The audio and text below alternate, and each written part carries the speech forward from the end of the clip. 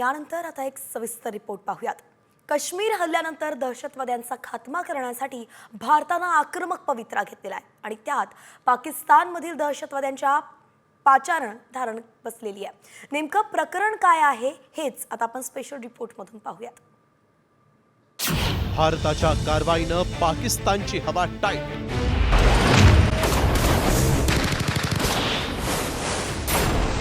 दहशतवादी training camp रातोरात रिकामे। डरपोक मसूद हाफिज सईद बिळात लपले। पाकिस्तानी दहशतवाद्यांच्या ट्रेनिंग कॅम्पची ही दृश्य पहा। हे आहेत 18 एकरमध्ये पसरलेलं जैश-ए-मोहम्मदचं मुख्यालय। तिथं काही दिवसांपूर्वी दहशतवादी प्रशिक्षण घेत होते, मात्र आता भारताच्या इशाऱ्यानंतर या दहशतवाद्यांनी ट्रेनिंग कॅम्प सोडून पळ काढलाय। त्यामुळे दहशतवाद्यांच्या ट्रेनिंग कॅम्पचा हा अड्डा ओस पडला।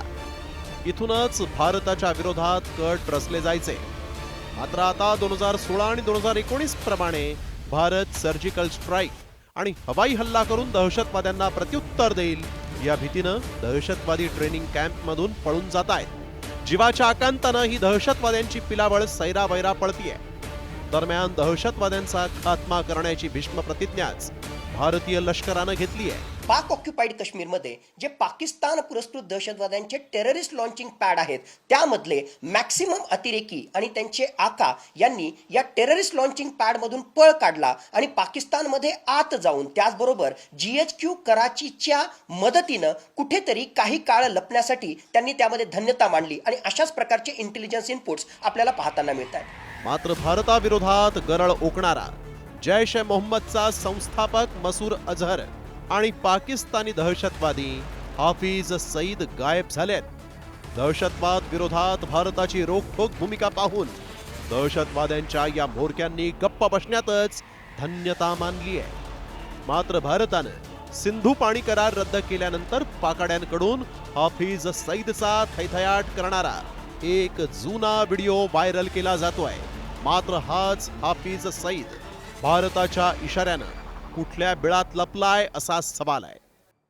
अगर तू पानी बंद करेगा इंशाअल्लाह हम तेरी सांस बंद करेंगे, इन दरियाओं में फिर खून बहेगा।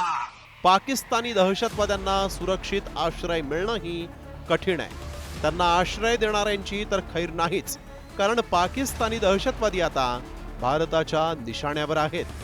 हल्ल्याच्या नुसत्या चर्चेनंच या दहशतवाद्यांमध्ये भीतीचं सावट पसरलंय हे निश्चित। तो मौत का डर अभी भी जिंदा है। ब्यूरो रिपोर्ट, साम टीवी न्यूज।